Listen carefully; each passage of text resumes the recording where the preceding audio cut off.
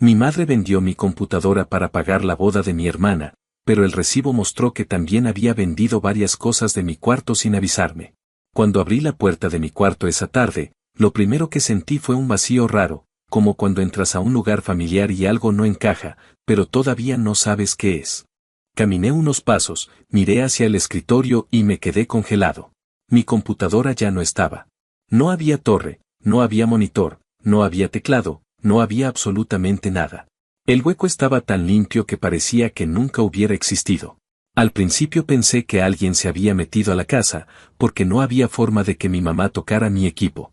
Era una computadora que había armado durante casi 3 años, parte por parte, comprando piezas cuando podía y otras cuando me las encontraba en oferta.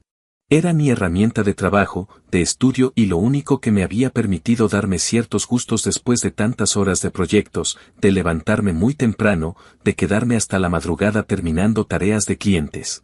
Esa computadora valía más que varios meses de mi salario y lo peor es que yo necesitaba esa máquina, no era un juguete caro que podía reemplazar como si nada. La sensación se volvió más pesada cuando noté que tampoco estaban mis audífonos, mi teclado mecánico, mi micrófono, mis controles, mi colección de juegos en físico y un reloj que había pertenecido a mi papá. Me temblaban las manos mientras buscaba por todo el cuarto porque todavía quería creer que esto era algún tipo de malentendido. Revisé el closet, revisé debajo de la cama, revisé incluso el baño, como un idiota, porque estaba demasiado alterado para pensar claramente. Nada. Todo lo importante había desaparecido. Me quedé de pie en medio del cuarto sintiendo como si me hubieran arrancado algo del pecho. La puerta principal no estaba forzada, las ventanas estaban igual que siempre, no había señales de que alguien hubiese entrado por la fuerza. Fue ahí cuando la idea empezó a formarse en mi cabeza, aunque me negaba a aceptarla porque era demasiado absurda incluso para mi mamá. Bajé las escaleras casi corriendo, la encontré en la cocina revisando papeles como si nada. Le pregunté si había visto mis cosas y me contestó con ese tono irritante que usa cuando intenta sonar calmada, pero en realidad sabe exactamente lo que está haciendo. Me dijo que yo era un exagerado, que no entendía por qué me ponía así y que me tranquilizara. Yo estaba conteniendo las ganas de gritarle, pero le pedí que hablara claro porque mi computadora no se había ido caminando. Entonces me soltó, casi con orgullo, que había vendido varias cosas de mi cuarto para ayudar a Emily con los gastos de la boda. Lo dijo de una manera tan casual, tan suelta, que por un segundo pensé que no había escuchado bien. Me quedé mirándola sin poder hablar y ella continuó explicándome que yo era joven, que tenía tiempo para volver a comprarme todo, que mi hermana necesitaba más apoyo porque estaba organizando algo muy especial y que yo debía ser comprensivo por una vez en mi vida. Le pedí el recibo porque todavía tenía la esperanza de que estuviera mintiendo para molestarme. Me lo entregó como si fuera la prueba de que había hecho algo bueno y cuando lo leí sentí que el estómago se me caía. Todo estaba ahí anotado con esa letra horrible que usan en las casas de empeño. No solo había vendido mi computadora completa, también entregó mi laptop del trabajo, mis audífonos, mis accesorios, mis juegos, incluso el reloj de mi papá. Cada artículo vendido por un valor ridículo comparado con lo que realmente cuestan. Y mientras yo intentaba entender en qué mundo una madre puede tomar decisiones así, ella me soltó que no debía armar un drama, que en esta casa todos aportaban y que yo jamás había tenido una responsabilidad real. Así que ya me tocaba hacer un sacrificio. Intenté explicarle que no era un sacrificio si alguien toma tus cosas sin permiso, pero ella insistió en que como vivía bajo su techo, la casa también era suya y todo lo que había dentro, de algún modo, también lo era. Dijo que mi hermana necesitaba ese dinero porque su boda era un evento importante y que cuando yo me casara, seguramente ella también haría algo por mí. El cinismo me dejó sin aire. Me dijo que no actuara como un niño y que pensara en familia antes de pensar en mí mismo. Lo peor es que lo decía como si su lógica tuviera sentido, como si yo estuviera siendo egoísta por no querer que destruyeran lo único que había construido con esfuerzo real. No quise seguir discutiendo porque sentía que si abría la boca iba a decir algo de lo que me arrepentiría, así que subí a mi cuarto y cerré la puerta. Me quedé sentado en la orilla de la cama, mirando el escritorio vacío, sintiendo una mezcla de rabia, tristeza y una especie de shock que no terminaba de dejarme actuar. En ese momento decidí revisar mejor el recibo porque algo no me cuadraba. Noté que había más artículos de los que yo había visto faltar a simple vista.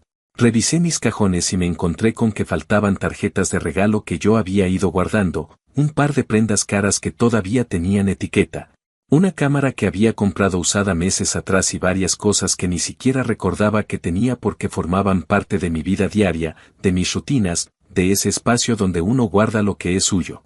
Cuando terminé de revisar, la realidad era más absurda que cualquier pelea. Mi mamá no había vendido solo mi computadora, había vaciado mi cuarto como si fuera una venta de garaje. Y todo para una boda que ni siquiera es mía. Me recosté un momento para intentar procesar lo que estaba pasando y ahí fue cuando se me cruzó por la cabeza que esto no era un simple exceso, sino un robo descarado. Lo único que me mantuvo tranquilo fue que el recibo tenía su nombre completo y su firma. No había nada que interpretar. No era un accidente, no fue un malentendido, no fue una confusión. Fue una decisión consciente. Estuve un buen rato sin moverme, pero al final me levanté y tomé fotos del recibo, de los espacios vacíos, de mis cajones, de todo lo que pude documentar. No sabía todavía qué iba a hacer, pero tenía claro que algo iba a cambiar para siempre. Mi relación con mi mamá estaba rota de una forma que no podía revertirse con una disculpa barata y mucho menos con una promesa de que ya no lo volvería a hacer. Ella cruzó una línea que no tenía forma de reparar. Y aunque todavía no estaba pensando en venganza como tal, sí sabía que no iba a dejar que esto quedara en nada. Mi vida entera estaba en esas cosas que vendió y ella lo trató como si fueran basura que podía entregarse al mejor postor para quedar bien con Emily. Y por primera vez en mi vida, dejé de sentir culpa por poner límites. Actualización 1. Pasaron varios días en los que la casa se sentía como un campo minado. Yo evitaba cruzarme con mi mamá porque cada vez que la escuchaba caminar por el pasillo me hervía la sangre, y ella hacía lo mismo conmigo porque, según su lógica torcida, yo era el ingrato que no valoraba todo lo que había hecho por la familia. Ese periodo de silencio incómodo terminó cuando recibí la llamada del oficial que tomó mi denuncia. Me avisó que habían revisado el reporte, que el recibo era suficiente para proceder y que necesitaban entrevistar a la persona que lo había firmado. No sentí alivio ni satisfacción, más bien me invadió una mezcla rara de resignación y una sensación agria de que esto estaba por escalar a un nivel que nunca imaginé que alcanzaría. Aún así, cuando colgué el teléfono, supe que ya no había vuelta atrás. Si ella había tomado mis cosas sin permiso, entonces tendría que enfrentarse a las consecuencias. El salto de tiempo fue tan brusco que todavía recuerdo ese día como si hubiese ocurrido mucho antes de que realmente pasara. Habían transcurrido aproximadamente 2 semanas desde que descubrí que mi cuarto estaba prácticamente saqueado. La investigación avanzó más rápido de lo que esperaba. El oficial volvió a llamarme durante la mañana para decirme que irían a la casa de empeño a verificar los artículos vendidos. Yo no sabía qué esperar porque, aunque el recibo describía cada objeto claramente, había escuchado historias de gente que nunca recupera lo suyo una vez que llega a manos de una casa de empeño. Me pidió que estuviera disponible por si necesitaban aclarar alguna información adicional. Luego colgó y me quedé mirando la pared como si el mundo se hubiera vuelto demasiado estrecho para todos los pensamientos que tenía atorados en la cabeza. Horas después, mientras intentaba concentrarme en mi trabajo remoto con una laptop prestada, me llamó un número desconocido. Era el dueño de la casa de empeño. Su tono sonaba forzado, como si quisiera ser amable, pero supiera que estaba parado en un terreno delicado. Me dijo que la policía había ido a su negocio y le había mostrado la denuncia. Comentó que no quería problemas, que él había comprado todo en buena fe, que no sabía que pertenecía a alguien más, pero que cuando vio la lista detallada y entendió el valor real de varios de los artículos, supo que tenía que cooperar. Luego agregó algo que me sorprendió. Me explicó que su local tenía cámaras internas que grababan cada transacción, y que en la fecha indicada aparecía claramente mi mamá entregando mis cosas. Dijo que las grabaciones ya estaban en manos de la policía. Escuchar eso me dejó sin habla durante varios segundos porque significaba que había evidencia visual, directa, irrefutable. Mi mamá no podría decir que fue un malentendido o que yo le había dado permiso. Ahí estaba todo, registrado. El dueño me informó que, para que pudiera recuperar mis pertenencias, tendría que reembolsar el monto que él le pagó a mi mamá por ese lote. La cifra era ridícula comparada con lo que realmente valían las cosas, pero aún así era dinero que yo no había elegido gastar. Aún así, no lo pensé demasiado. No iba a perder mi equipo ni mis recuerdos por culpa de una decisión impulsiva y egoísta. Le dije que sí, que pagaría lo que fuera necesario. Él me explicó que la policía tendría que autorizar la devolución para cumplir con los protocolos. Después de esa llamada tuve que sentarme un momento para intentar procesar la ironía. Yo estaba pagando por recuperar mis propias cosas robadas, mientras mi mamá seguía convencida de que lo que hizo había sido por el bien de la familia. La frustración se mezclaba con una especie de tristeza que no tenía forma de acomodarse dentro de mí. El oficial me llamó más tarde para decirme que la evidencia era contundente y que procederían formalmente. Me comentó que el video, junto con el recibo, bastaba para iniciar cargos menores y posiblemente cargos mayores dependiendo de la evaluación del fiscal. Fue ahí cuando me enfrenté a una realidad que, aunque lógica, me pegó con más fuerza de la que esperaba. Mi mamá podía terminar con antecedentes. Yo no había querido llegar a ese punto, pero tampoco iba a retirar la denuncia solo para evitar que enfrentara las consecuencias de algo que ella decidió hacer. No fue un accidente. No fue un impulso aislado. Vaciar el cuarto de alguien, llevar todas las cosas a una casa de empeño, recibir el dinero y después justificarse diciendo que era por un bien mayor no era algo que pudiera explicarse con una disculpa. Cuando mi mamá se enteró, su reacción fue una combinación de indignación y victimismo que casi me da náuseas. Entró a mi cuarto sin tocar la puerta, algo que siempre había hecho pero ahora me irritaba más que nunca, y me dijo que estaba avergonzándola delante de toda la familia. Me acusó de querer destruirla, de hacerla ver como una ladrona y de no entender que lo había hecho por amor a mi hermana. Yo intenté explicarle una vez más que esto no era sobre la boda ni sobre mi hermana, sino sobre que ella tomó algo que no le pertenecía. Me respondió que yo no sabía nada de sacrificios y que si fuera un buen hijo, habría aceptado que lo hizo con buenas intenciones. Cuando le mencioné que había cámaras grabando toda la transacción y que la policía ya tenía el material, se quedó callada unos segundos, como si no supiera qué decir, y luego comenzó a llorar.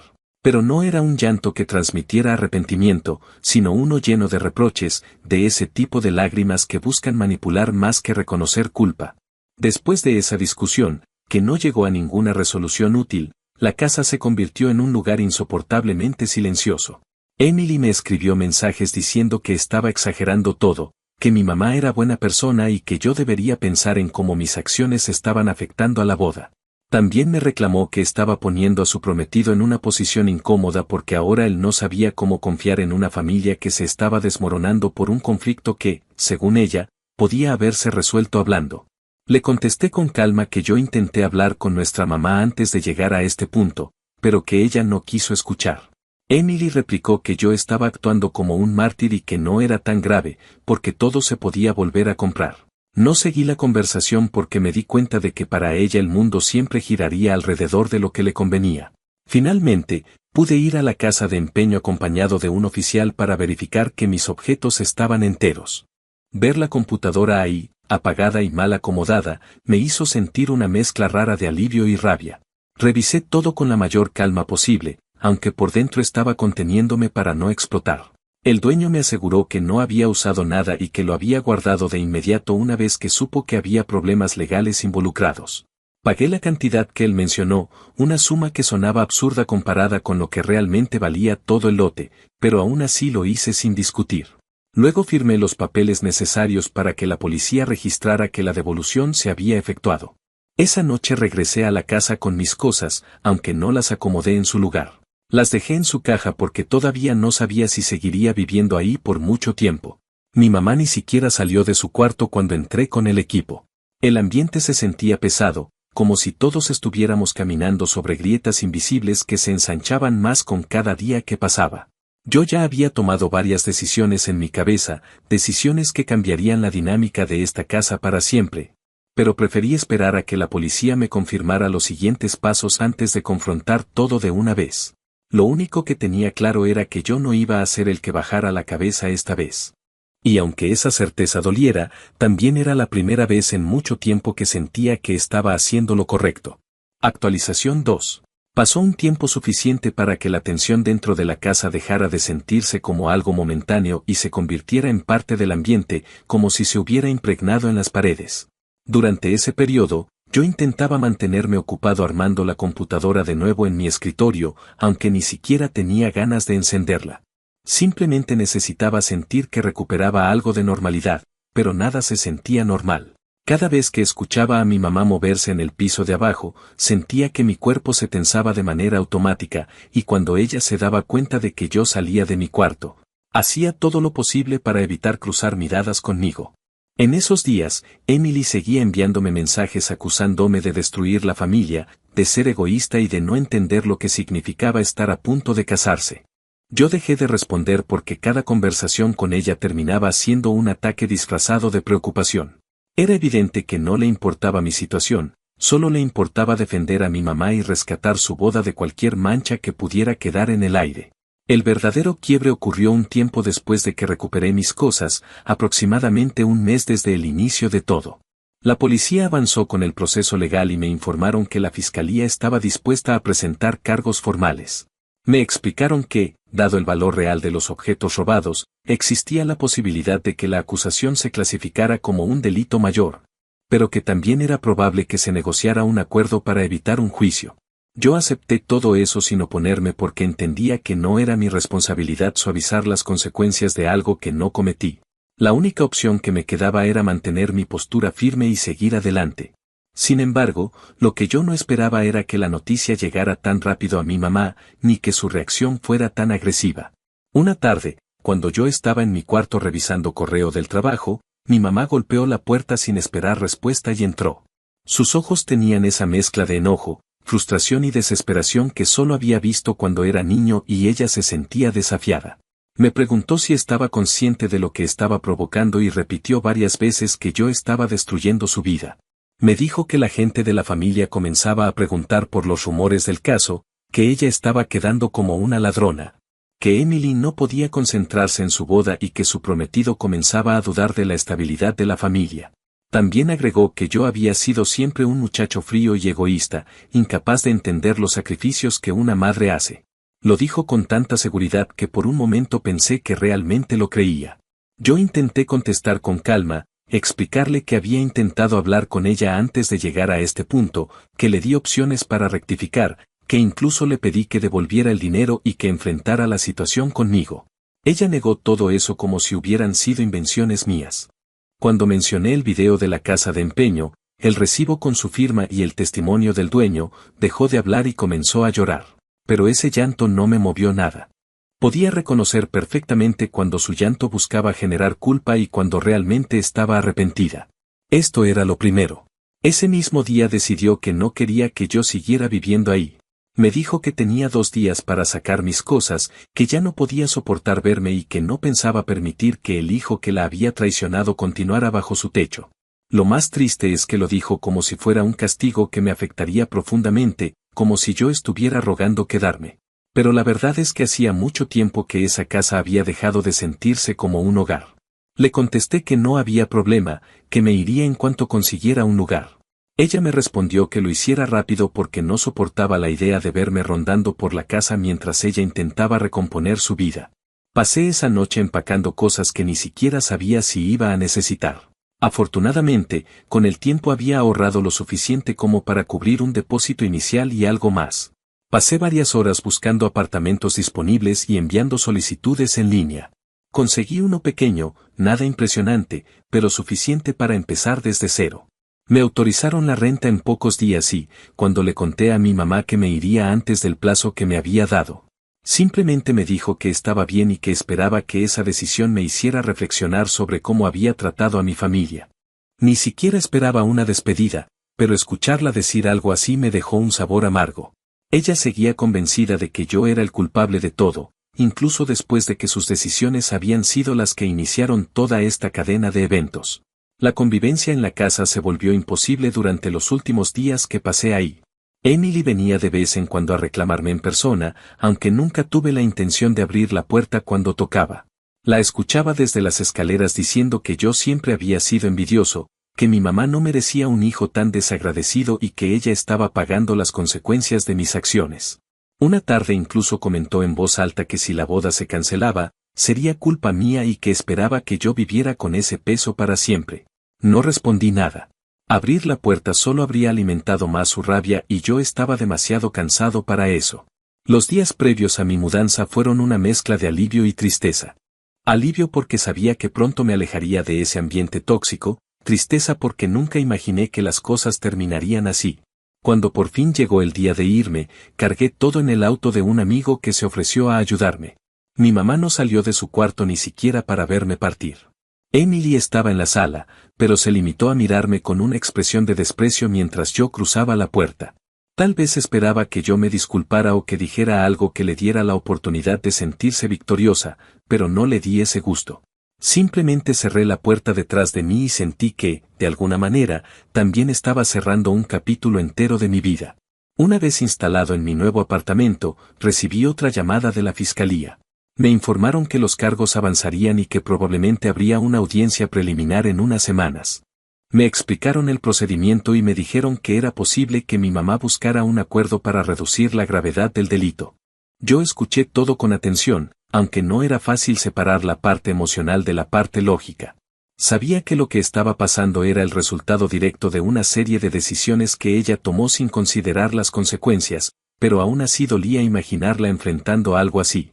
No porque quisiera protegerla de la justicia, sino porque nunca pensé que la situación llegaría a este punto. El apartamento era silencioso, demasiado en comparación con el caos de la casa anterior, pero ese silencio me ayudó a poner los pensamientos en orden. Entendí que, aunque la situación fuera dolorosa, era necesaria.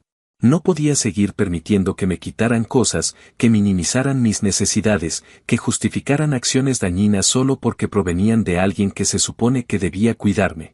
Ese salto de tiempo entre haber vivido tanto conflicto y, ahora, estar sentado en un espacio pequeño que por primera vez sentía verdaderamente mío, me enseñó que alejarse también es una forma de protegerse. Y aunque quedaban muchas cosas por resolverse, lo único seguro era que yo ya no iba a cargar con culpas que no me correspondían. Actualización final. Pasó el tiempo suficiente para que todo lo que antes parecía urgente comenzara a asentarse como una rutina incómoda. Ya estaba completamente instalado en mi nuevo apartamento cuando recibí la notificación formal de que se había fijado una fecha para la audiencia inicial. Fue extraño ver mi nombre y el de mi mamá en un documento legal, uno frente al otro como si fuéramos desconocidos atrapados en un conflicto burocrático. Ese momento marcó un antes y un después, porque entendí que ya no había nada simbólico en lo que estaba pasando, era real, concreto y tenía consecuencias que no se podían suavizar con una conversación emocional. A pesar de eso, lo tomé con una calma que me sorprendió, no porque no sintiera nada, sino porque ya había gastado toda mi energía en los meses previos. Lo que quedaba era una especie de aceptación fría, el reconocimiento de que las cosas habían tomado un rumbo irreversible. Un salto de tiempo más adelante, aproximadamente 2 meses después de mi mudanza, recibí otra llamada del fiscal asignado al caso. Me explicó que, debido a la evidencia clara y a la disposición del dueño de la casa de empeño para testificar, el caso avanzaría sin complicaciones. También me comentó que la defensa de mi mamá estaba buscando un acuerdo para evitar un juicio completo y reducir la gravedad del cargo. Según él, mi mamá habría reconocido que había cometido un error, aunque esa admisión solo se había dado en un contexto estrictamente legal, nunca hacia mí. Saber que ella había aceptado su culpabilidad ante un abogado pero no ante su propio hijo me generó una sensación amarga que tardé en digerir. Aún así, no interferí en el proceso. Mi papel era simplemente aportar la verdad y dejar que la ley hiciera el resto. Durante ese periodo también comencé a enterarme, a través de algunas tías que todavía me hablaban con cierta neutralidad, de cómo se había ido desmoronando la imagen que mi mamá siempre quiso proyectar. Varias personas de la familia empezaron a murmurar sobre lo ocurrido, y aunque ella intentó mantener la versión de que todo era un malentendido, no podía contradecir pruebas tan evidentes. Emily, por su parte, parecía obsesionada con encontrar la manera de salvar su boda del escándalo creciente. Me enteré de que había tenido varias discusiones con su prometido, quien estaba comenzando a cuestionarse si realmente quería unirse a una familia envuelta en un conflicto legal tan desagradable. Esa información me sorprendió y, aunque no me alegraba en un sentido cruel, tampoco podía ignorar la ironía de que la misma boda por la que mi mamá decidió sacrificar mis cosas estuviera ahora tambaleándose por las consecuencias de su propia decisión.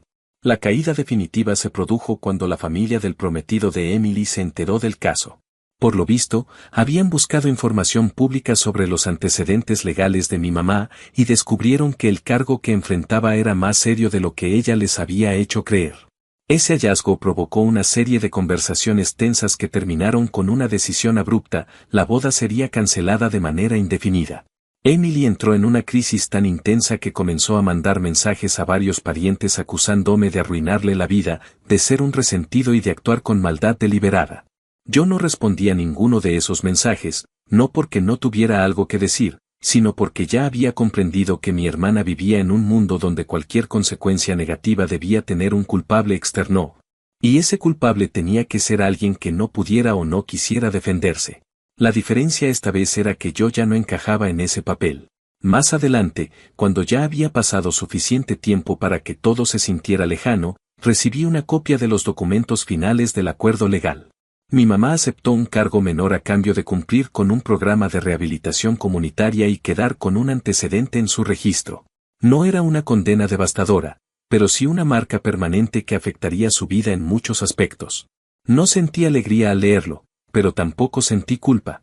Fue una especie de confirmación de que cada acción, incluso aquellas que se justifican con palabras bonitas, tiene un costo real cuando se cruzan ciertos límites. Y en su caso, el límite había sido claro desde el principio, aunque ella nunca quiso verlo. Un salto de tiempo más tarde, cuando ya llevaba varios meses sin contacto directo con mi familia, recibí un mensaje inesperado de un número que no tenía guardado. Era mi mamá. El texto era largo y estaba lleno de frases que intentaban sonar conciliadoras, pero que en realidad evitaban cualquier admisión de responsabilidad.